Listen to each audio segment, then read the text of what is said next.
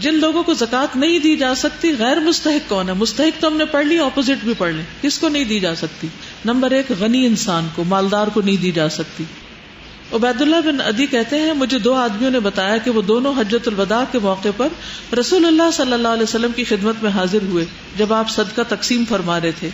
ان دونوں نے بھی آپ سے اس کا سوال کیا تو آپ نے ہمیں اوپر سے نیچے تک دیکھا. آپ نے دیکھا اور فرمایا کہ ہم دونوں طاقتور ہیں. فرمایا اگر تم چاہو تو میں تمہیں دے دیتا ہوں، مگر حقیقت یہ ہے کہ اس میں غنی اور طاقتور کما سکنے والے کا کوئی حصہ نہیں. تو زکوٰۃ کس کو نہیں دینی چاہیے؟ جو غنی ہو اور جو کما سکتا ہو. غنی ہونے کی حد 40 درہم ہے، 1 اوقیہ. جس کے پاس صبح شام کا کھانا ہو اس کو بھی نہیں مانگنا چاہیے. رسول اللہ صلی اللہ علیہ وسلم نے فرمایا جو شخص مانگتا ہے حالانکہ بقدر کفایت اس کے پاس موجود ہو، وہ اپنے لیے آگ کا اضافہ کرتا ہے. ایک اور روایت میں آتا ہے جس کے پاس دن اور رات کے لیے پیٹ بھر کے کھانا موجود ہو اس کو سوال کرنے کا حق نہیں. ذریعہ معاش صرف نوکری نہیں ہوتی، انسان کوئی بھی کام کر سکتا ہے. مزدوری کر لے نا، کئی طریقے ہیں. دیکھیے جو شخص چاہے گا نا کہ اللہ اس کو حلال کا رزق دے، اللہ اس کے لیے ضرور راستہ کھولے گا. یہ کہنا اپنی لغت سے باہر نکال دیں، یہ کام نہیں ہو سکتا. اللہ نے ہمیں نکما نہیں پیدا کیا اور نہ نکما رہنے کے لیے. ٹھیک، یہ صرف اس معاملے میں نہیں، ہر معاملے میں اپنے ذہن سے یہ خیالات نکال دیں کہ میں یہ نہیں کر سکتی. آپ کوشش تو کریں، آپ آگے تو بڑھیں تو انشاءاللہ اللہ تعالیٰ راستہ نکالے گا. وہ سوال نہیں کرے گا. اگر وہ محتاج ہے دے سکتے ہیں نا. بیٹی کی شادی نہیں ہو رہی ہے اور سسرال والے جہیز مانگ رہے ہیں اور بالکل بھی اتنا حالات ہی نہیں ہے کہ وہ کریں، تو ان کو ہم دے سکتے ہیں؟ تو اس وقت دے سکتے ہیں. یعنی کوئی عزت گردن آزاد کرنے والی بات ہے نا ایک طرح سے. نبی اکرم صلی اللہ علیہ وسلم اور آپ کی آل کے لیے زکوٰۃ حلال نہیں. رسول اللہ صلی اللہ علیہ وسلم آل رسول صلی اللہ علیہ وسلم مال زکوٰۃ سے بالا تر ہیں. حضرت انس رضی اللہ عنہ کہتے ہیں کہ نبی اکرم صلی اللہ علیہ وسلم کو راستے میں کھجور گری ہوئی نظر آئی تو آپ صلی اللہ علیہ وسلم نے مجھے فرمایا اگر مجھے یہ اندیشہ نہ ہوتا کہ یہ کھجور صدقہ کی ہوگی تو میں اسے کھا لیتا. اسے بخاری اور مسلم نے روایت کیا ہے. حضرت ابو ہریرہ رضی اللہ عنہ کہتے ہیں کہ حضرت حسن بن علی رضی اللہ عنہما نے صدقہ کی کھجوروں سے ایک کھجور لے کر منہ میں ڈالی تو نبی اکرم صلی اللہ علیہ وسلم نے فرمایا دور کر اسے پھینک دے. پھر فرمایا کیا تو جانتا نہیں کہ ہم صدقہ نہیں کھاتے؟ اسے بخاری اور مسلم نے روایت کیا ہے. مطلب بن ربیعہ رضی اللہ عنہ کہتے ہیں کہ نبی اکرم صلی اللہ علیہ وسلم نے فرمایا صدقات لوگوں کی میل ہیں اور بے شک یہ محمد صلی اللہ علیہ وسلم اور آل محمد صلی اللہ علیہ وسلم کے لیے حلال نہیں. اسے مسلم نے روایت کیا ہے. وضاحت: نبی اکرم صلی اللہ علیہ وسلم کی آل میں آپ کی ازواج مطہرات آل علی رضی اللہ عنہ، آل عقیل رضی اللہ عنہ، آل جعفر رضی اللہ عنہ، آل عباس رضی اللہ عنہ اور آل حارث رضی اللہ عنہ سب شامل ہیں. آپ کے جو چچا زاد جنہوں نے اسلام قبول کیا اور ان کی آل ان کے اوپر وہ آپ کی آل شمار ہوتے. جنہوں نے اسلام قبول نہیں کیا وہ آپ کی آل شمار نہیں ہوتی. کامن سوال ہوتا ہے آج کل کہ سید فیملیز کو کیا زکوٰۃ دی جا سکتی ہے یا نہیں، تو اس میں پھر کیسے تعین کیا جائے گا کہ واقعی کوئی سید فیملی؟ اس میں یہ ہے کہ اگر کوئی بھی صورت نہ ہو اور انتہائی مجبوری ہو تو سید ہی کی زکوٰۃ سید کو دی جائے، کسی اور کی نہیں. غیر مسلم کو زکوٰۃ دینا جائز نہیں. حضرت ابن عباس رضی اللہ تعالیٰ عنہ کہتے ہیں کہ نبی اکرم صلی اللہ علیہ وسلم نے حضرت معاذ رضی اللہ عنہ کو یمن کی طرف بھیجا تو فرمایا لوگوں کو بتانا کہ اللہ تعالیٰ نے مسلمانوں کے مالوں میں صدقہ فرض کیا ہے جو مسلمانوں کے اغنیاء سے لیا جائے گا اور ان کے فقیروں کو دیا جائے گا. اسے بخاری نے روایت کیا ہے. سوائے تالیف قلب کے جب وہ مسلمان ہونے والے یا نیو مسلم. ان کا سوال بڑا اچھا ہے کہ جیسے کوئی حادثہ ہو جاتا ہے اور اس علاقے میں مسلم بھی ہیں غیر مسلم بھی ہیں اور ان کو ڈونیشن جاری ہے اور اس میں زکوٰۃ بھی ہے اور صدقات بھی ہیں اور خیرات بھی اور سب کچھ ہے، تو اس وقت یہ نہیں دیکھا جائے گا اچھا جو مسلم نہیں ہے وہ ادھر جو مر جاؤ بھوک سے اور جو مسلم ہے وہ صرف. وہ ایک ایکسیپشنل صورت ہوگی جس میں تالیف قلب بھی مقصود ہوگی کہ اگر اس مصیبت میں ان کے کام آئیں گے تو کل یہ مسلمان ہو جائیں گے، تو اس نیت سے پھر آپ ان کو دے سکتے ہیں. اگر وہ اسلام کی طرف رغبت کرتا ہو، ہاف اینڈ ہاف ہو، تو پھر اگر ٹوٹلی وہ ہے ہی نہیں کسی بھی صورت بات چیت سے، کیونکہ آپ صرف پیسہ تو نہیں دیں گے، پہلے تو آپ تبلیغ کریں گے نا. تبلیغ کرتے ہوئے جب سچویشن ایسی بنے گی پھر پتہ چلے گا کہ اس کو زکوٰۃ دینے سے یہ مسلمان ہو جائے گا. یعنی پہلے آپ اس کو ایویلویٹ کریں گے، پھر ویسے مدد کرنا چاہیں جتنی مرضی کریں، جس کی بھی چاہیں کریں. نیکسٹ پڑھیے. غنی اور تندرست آدمی کے لیے زکوٰۃ جائز نہیں۔ حضرت عبداللہ بن عمر رضی اللہ تعالیٰ عنہما سے روایت ہے کہ انہوں نے کہا کہ نبی اکرم صلی اللہ علیہ وسلم نے فرمایا کہ زکوٰۃ غنی اور تندرست آدمی کے لیے حلال نہیں۔ اسے ترمذی نے روایت کیا۔ والدین کو زکوٰۃ دینا جائز نہیں، کیوں؟ ان کی خدمت فرض ہے۔ حضرت عمرو بن شعیب اپنے باپ سے اور وہ اپنے دادا سے روایت کرتے ہیں کہ ایک آدمی نبی کرم صلی اللہ علیہ وسلم کے پاس آیا اور کہا کہ میں صاحب مال ہوں اور میرا باپ میرے مال کا محتاج ہے۔ آپ نے فرمایا تو اور تیرا مال سب تیرے باپ کا ہے۔ نیز فرمایا اولاد تمہاری پاکیزہ کمائی ہے، اپنی اولاد کی کمائی سے کھاؤ۔ انت و مالک لابیک، تم اور تمہارا مال دونوں باپ کی ملکیت۔ جی، ان کا سوال یہ ہے کہ بیٹوں کا مال جو ہے وہ تو باپ کا شمار ہوگا، کیا بیٹیوں کا بھی ہوگا؟ جو ان کا ذاتی ہے وہ تو ہے، لیکن جو شوہر کا ہے وہ نہیں ہے۔ تو یہ نہیں کرنا چاہیے کہ شوہر کی کمائی میں سے چرا کے تو ماں باپ کو دیا جائے، یہ نہیں کرنا چاہیے، ٹھیک ہے؟ یعنی اگر حقیقی خون کا رشتہ نہیں ہے تو ساس کو اگر آپ دینا چاہیں تو وہ دے سکتے ہیں۔ اسی طرح اگر کوئی بہو کو دینا چاہے تو وہ، اولاد کو زکوٰۃ دینا جائز نہیں، بیوی کو زکوٰۃ دینا جائز نہیں۔ حضرت ابو ہریرہ کہتے ہیں کہ ایک آدمی نبی اکرم صلی اللہ علیہ وسلم کے پاس آیا، کہا کہ میرے پاس ایک دینار ہے۔ آپ نے فرمایا اسے اپنے آپ پہ خرچ کرو۔ کہنے لگا ایک اور بھی ہے، فرمایا بیٹے پہ خرچ کرو، یعنی اولاد پہ۔ کہا ایک اور بھی ہے، کہا بیوی پہ خرچ کرو۔ کہنے لگا ایک اور بھی ہے، کہا خادم پہ خرچ کرو۔ کہنے لگا میرے پاس ایک اور ہے، فرمایا اب تو زیادہ جانتا ہے، جہاں چاہے خرچ کر۔ ترتیب آپ نے بتا دی، ٹھیک۔ اسی وضاحت میں کہتے ہیں کہ جن قرابت داروں کا نفقہ آدمی کے ذمے واجب ہے ان کو زکوٰۃ دینا جائز نہیں، مثلا ماں باپ، دادا پردادا، بیٹا پوتا پڑپوتا وغیرہ اور بیوی۔ باقی جو رشتے ہیں ان کو دی جا سکتی۔ بیوی بھی اگر کماتی ہے تو شوہر کو دے سکتی ہے زکوٰۃ اگر وہ مقروض ہو گیا ہے یا کسی مصیبت میں آ گیا ہے، لیکن اپنے بچوں پہ زکوٰۃ نہیں خرچ کرے گی، وہ شوہر کو دے دے گی۔ شوہر اس پیسے کو چاہے بچوں پہ پھر خرچ کرے، جہاں مرضی کرے، اس کا ذمہ ہے۔ باپ بیٹی کو زکوٰۃ نہیں دے سکتے، اپنی بیٹی کو زکوٰۃ دے ہی نہیں سکتے، اپنی اچھی آمدنی میں سے دیں۔ زکوٰۃ تو میل کو چیل ہوتی۔ پھر سوال کرنے کی مذمت اور سوال نہ کرنے والوں کی تعریف۔ قرآن مجید میں آتا ہے نا، للفقراء الذین احصروا فی سبیل اللہ لا یستطیعون ضربا فی الارض یحسبهم الجاہل اغنیاء من التعفف تعرفهم بسیماہم لا یسألون الناس الحافا وما تنفقوا من خیر فإن اللہ بہ علیم۔ یہ صدقات ایسے محتاجوں کے لیے ہیں جو اللہ کی راہ میں ایسے گر گئے ہیں کہ وہ اپنی معاش کے لیے زمین میں چل پھر بھی نہیں سکتے۔ ان کے سوال نہ کرنے کی وجہ سے ناواقف لوگ انہیں خوشحال سمجھتے ہیں۔ آپ ان کے چہروں سے ان کی کیفیت پہچان سکتے ہیں، مگر وہ لوگوں سے لپٹ کر سوال نہیں کرتے۔ ان پر جو مال تم خرچ کرو گے اللہ یقیناً اسے جاننے والا ہے۔ یعنی وہ خود نہیں مانگتے، سوال نہیں کرتے، لیکن تمہیں ان کی ضرورت پہچاننی ہے۔ رسول اللہ صلی اللہ علیہ وسلم نے فرمایا، کون ہے جو مجھے یہ ضمانت دے کہ وہ لوگوں سے کچھ نہیں مانگے گا، میں اس کے لیے جنت کی ضمانت دوں، میں اس کے لیے جنت کی ضمانت دوں جو لوگوں سے کچھ نہ مانگے۔ پھر حدیث ہے، جو بچنا چاہے گا اللہ اس کو بچا لے گا۔ انصار کے کچھ لوگوں نے رسول اللہ صلی اللہ علیہ وسلم سے سوال کیا، آپ نے ان کو عنایت کیا۔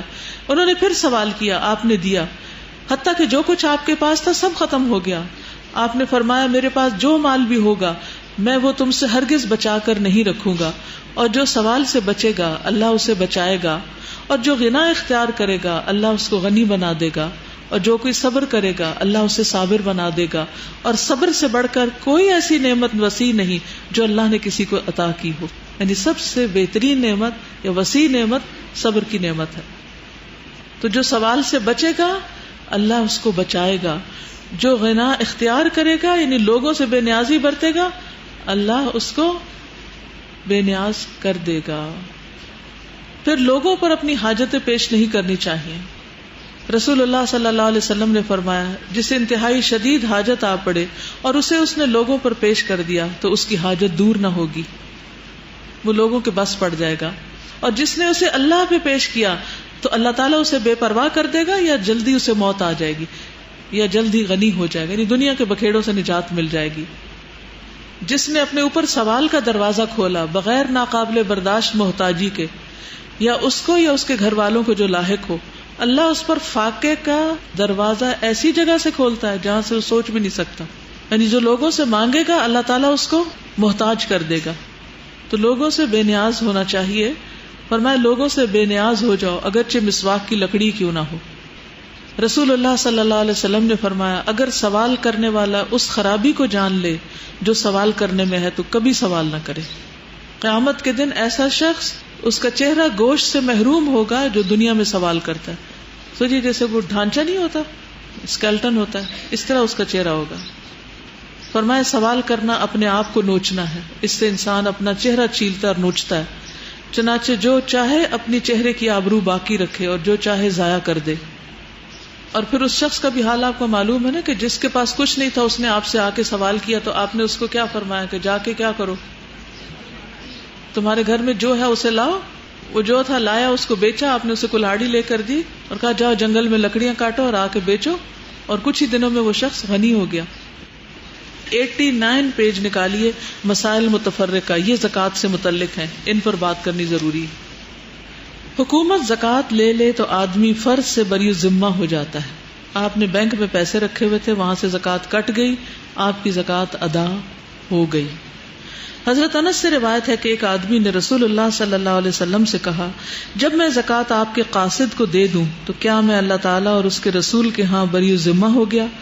آپ صلی اللہ علیہ وسلم نے فرمایا ہاں, جب تو نے مجھے ادا کر دیا تو تو اللہ اور اس کے رسول کے ہاں بری ذمہ ہو گیا, تجھے اس کا اجر ملے گا, اور جو اس میں ناجائز تصرف کرے گا اس کا گناہ اسی پر ہے.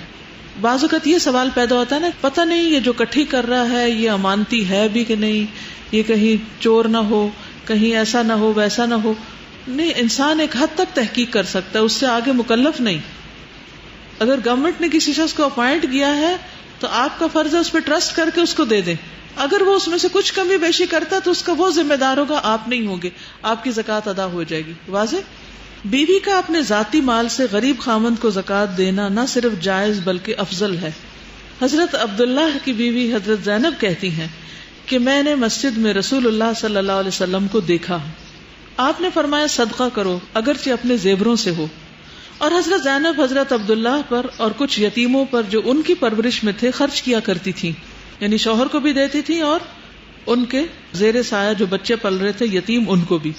انہوں نے حضرت عبداللہ سے کہا نبی اکرم صلی اللہ علیہ وسلم سے پوچھو اگر میں اپنا صدقہ اپنے خاوند اور چند یتیم بچوں کو جو میری پرورش میں ہے دے دوں تو کیا یہ درست ہے؟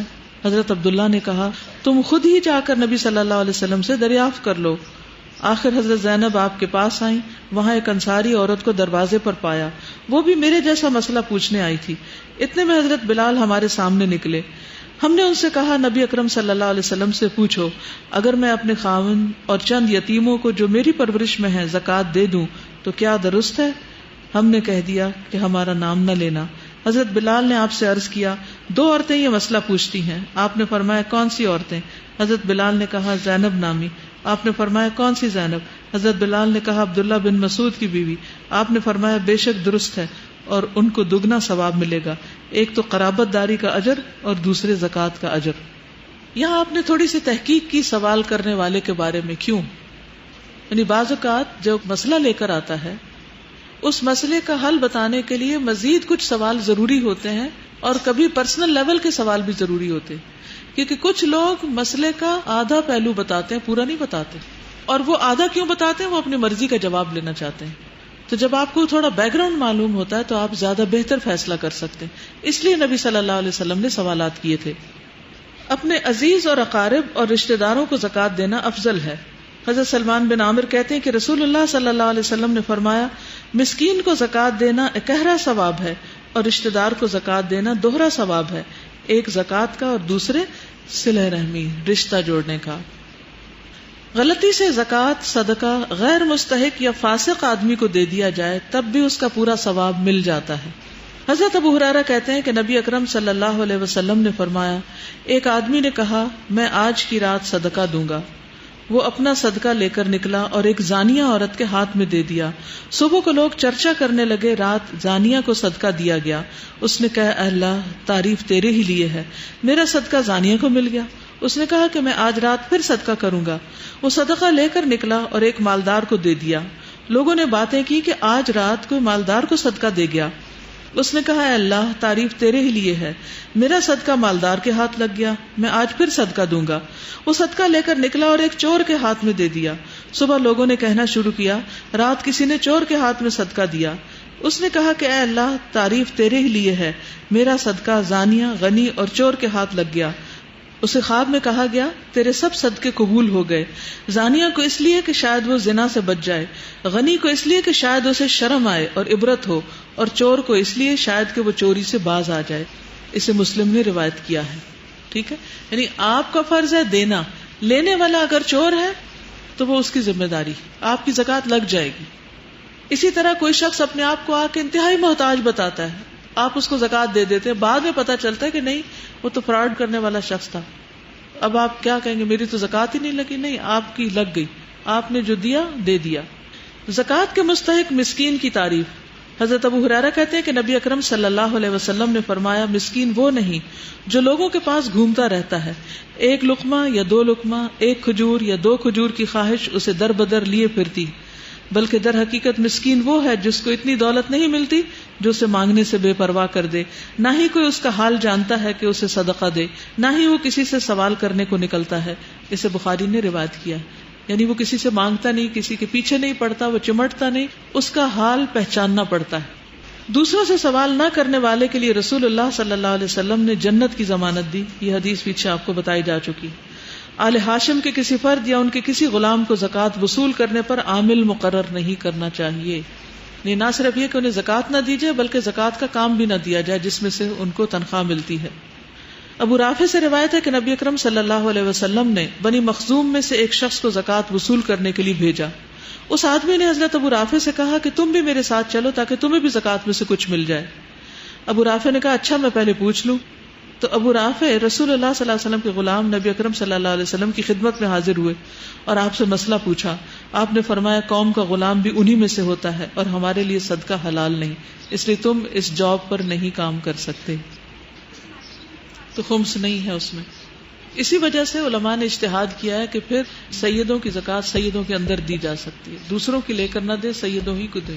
مقروض مالدار پر زکوٰۃ واجب نہیں۔ حضرت یزید بن خصیفہ سے روایت ہے کہ انہوں نے سلیمان بن یسار سے سوال کیا کہ ایک آدمی مالدار ہے اور اس پر قرضہ بھی ہے، کیا اس پر زکوٰۃ ہے؟ انہوں نے کہا نہیں۔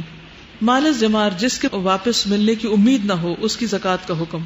حضرت ایوب بن ابی تمیمہ سختیانی سے روایت ہے کہ حضرت عمر بن عبدالعزیز نے ایک مال کے سلسلے میں جسے بعض حاکموں نے ظلم سے چھین لیا تھا کہ مالک کو اس کا مال واپس کریں اور اس میں سے گزرے ہوئے سالوں کی زکوٰۃ وصول کر لیں۔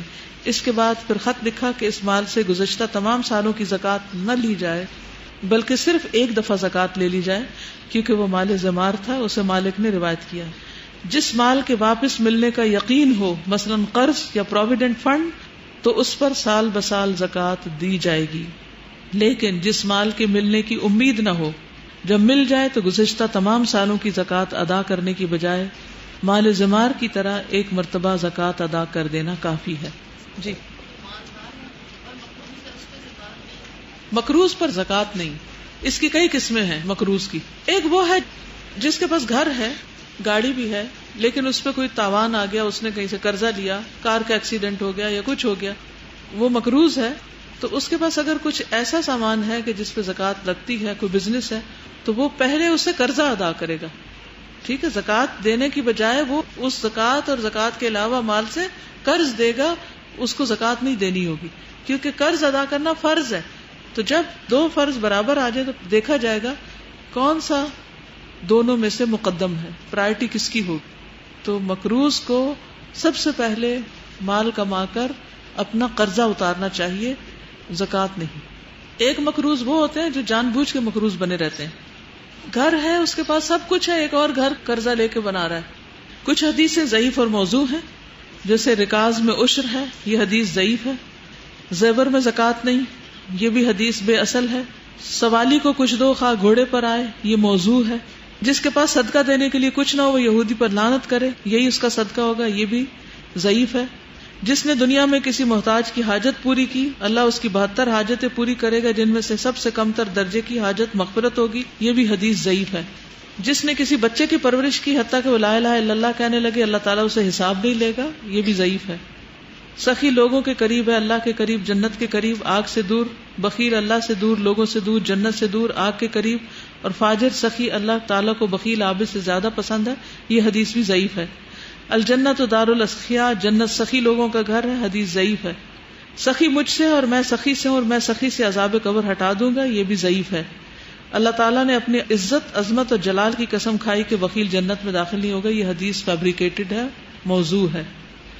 چلیے اب یہ ہے کہ نفلی صدقہ جو ہے اس کے بارے میں چند ایک باتیں، کیونکہ بہت سی یہاں بچیاں ایسی ہیں جن پہ زکوٰۃ فرض نہیں. ایسا ہی ہے نا؟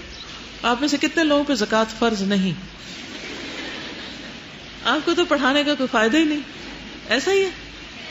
کیا فائدہ مجھے بتائیے. آج 5واں دن ہے، اتنی باتیں زکوٰۃ پہ ہو رہی ہیں، تو فائدہ کیا؟ فائدہ آپ کو پڑھانے کا؟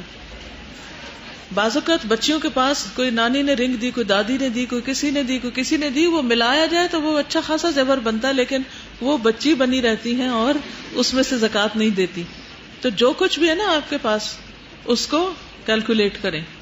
میرا سوال یہ ہے کہ آپ لوگوں پہ زکوٰۃ فرض نہیں تو آپ کو یہ پڑھنے کا کیا فائدہ ہوا ہے؟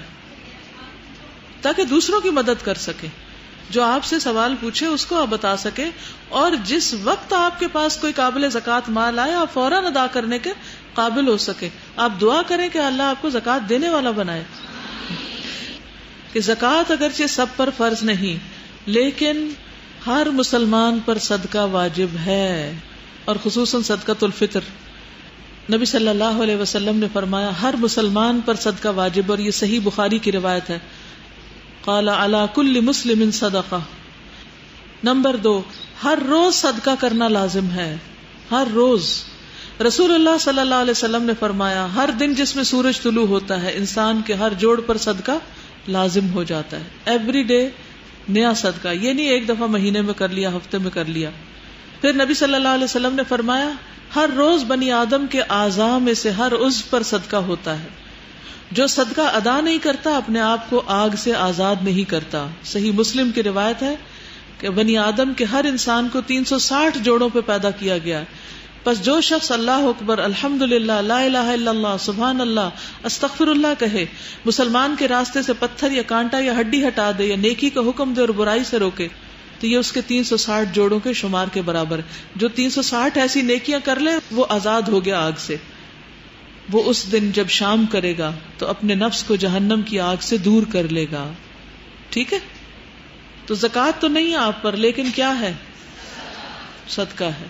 اور روز کم از کم کتنا صدقہ کرنا چاہیے؟ 360 روپے کر دیں، یا 360 نیکیاں کر لیں، یا 360 ذکر کر لیں. یعنی کچھ نہ کچھ کریں. نکمے ہڈ حرام لوگ اللہ کو پسند نہیں، کہ جو زبان بھی نہیں ہلاتے، ہاتھ پاؤں ہلانا تو دور کی بات، زبان بھی نہیں ہلاتے، کچھ نہیں کرتے. کوئی ان سے پانی بھی مانگ لے تو پلانے کے روادار نہیں. اور اگر اشراق کے 2 نفل پڑھ لیں تو یہ سارے جوڑوں کا صدقہ. ٹھیک ہے؟ صدقہ کرنے کا فائدہ کیا ہے؟ کیا ملے گا آپ کو؟ آپ کی راہیں آسان ہوں گی.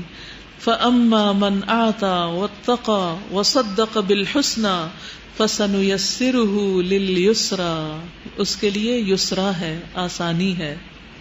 نبی صلی اللہ علیہ وسلم نے فرمایا بلال خرچ کیا کرو اور عرش والے کی جانب سے مفلسی سے نہ ڈرا کرو.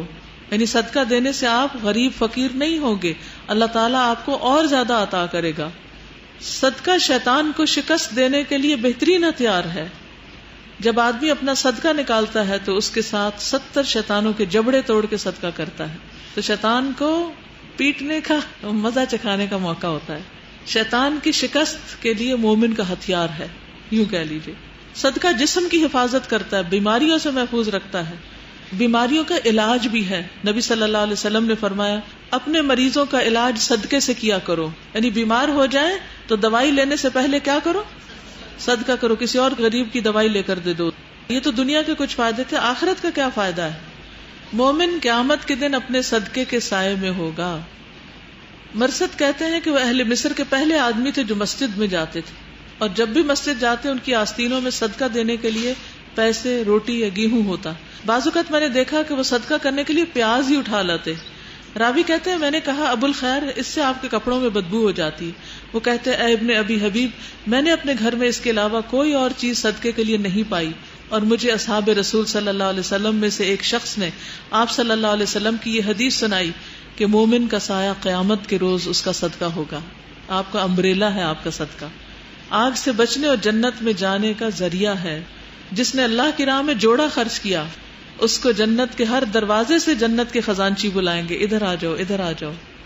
ایک آدمی جنت میں داخل ہوا تو وہ دیکھتا ہے کہ اس کے دروازے پر لکھا ہوا ہے صدقہ کا ثواب 10 گنا اور قرضے کا ثواب 18 گنا، 18 ٹائم زیادہ۔ صدقہ نہ کرنے کا نقصان کیا ہے؟ ایسا مال جس کا صدقہ نہ دیا جائے ضائع ہو جاتا ہے۔ فرشتے اس کے لیے بد دعا کرتے ہیں کہ اللہ جو نہیں دیتا اس کا مال ضائع کر دے۔ اور وہ حدیث ام کعب والی یاد ہے کہ حضرت کعب بیمار ہوئے تو نبی صلی اللہ علیہ وسلم ان کی عیادت کے لیے گئے تو آپ نے فرمایا ابشر یا کعب، تو انہوں نے سمجھا شاید جنت کی بشارت دے رہے ہیں۔ جلدی سے ماں کہنے لگی بیٹا تمہیں جنت کی مبارک ہو۔ آپ نے فرمایا یہ اللہ پہ کون قسم چڑھا رہی، یعنی کس نے ان کے ہاتھ میں فیصلہ دیا؟ کعب نے کہا اللہ کے رسول صلی اللہ علیہ وسلم یہ میری والدہ ہے۔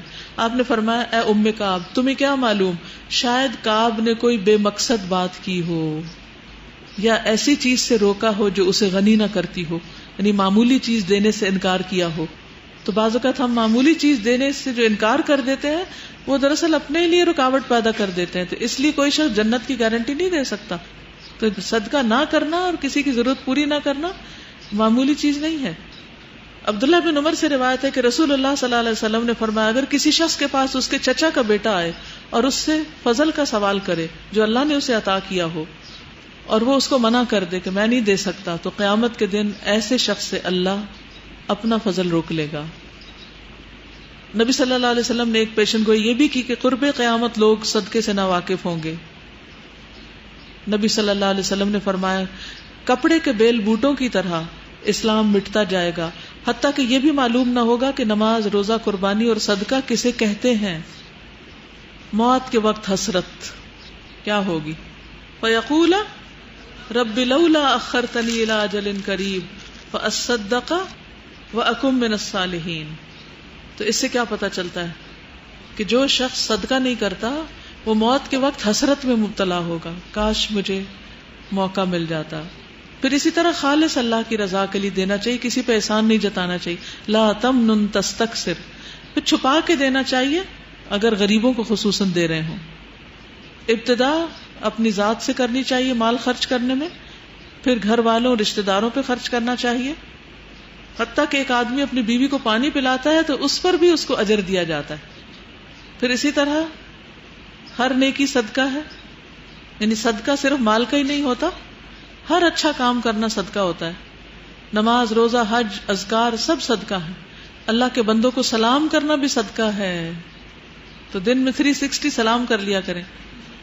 پانی کا ایک گھونٹ پلانا بھی صدقہ ہے۔ گھر والوں کے ساتھ بھلائی کرنا بھی صدقہ ہے، ان پہ خرچ کرنا بھی صدقہ ہے، مسکرانا بھی صدقہ ہے، اچھی بات کرنا، اچھی طرح بولنا کسی سے وہ بھی صدقہ ہے، اپنے گھر والوں کو، خادم وغیرہ کو کھلانا بھی صدقہ ہے، اپنے ہاتھ سے کوئی کام کر کے کسی کی مدد کرنا صدقہ ہے، کسی کا سامان اٹھوا دینا صدقہ ہے، تنہا آدمی کی گھبراہٹ دور کرنا صدقہ ہے۔ کون کون لونلی فیل کرتا ہے؟ اللہ اکبر، یہ آپ لونلی ہیں؟ اتنے لوگوں میں بیٹھ کے لونلی ہیں آپ؟ گھر میں کوئی نہیں رہتا، اکیلے آپ رہتے ہیں؟ دیکھ لیجئے ان کی شکلیں جو لونلی ہیں، ان کی وحشت دور کر دیں۔ تو جو شخص ڈپریسڈ ہوتا ہے یا لونلی فیل کرتا ہے اس کا جو ہے نا غم دور کرنا یہ بھی صدقہ ہے، بہت بڑا صدقہ۔ بہرے گنگے کو اونچا بول کے سنوا دینا بھی صدقہ ہے، قرض دینا بھی صدقہ ہے، کل قرض صدقہ، قرض کی ادائیگی میں مہلت دینا بھی صدقہ ہے، مردے کو زمین میں دفن کرنا بھی صدقہ ہے، نہلانا بھی صدقہ ہے obviously، اپنے شر سے دوسروں کو بچانا بھی صدقہ ہے۔ اور افضل صدقہ کیا ہے؟ لوگوں میں صلح کرا دینا۔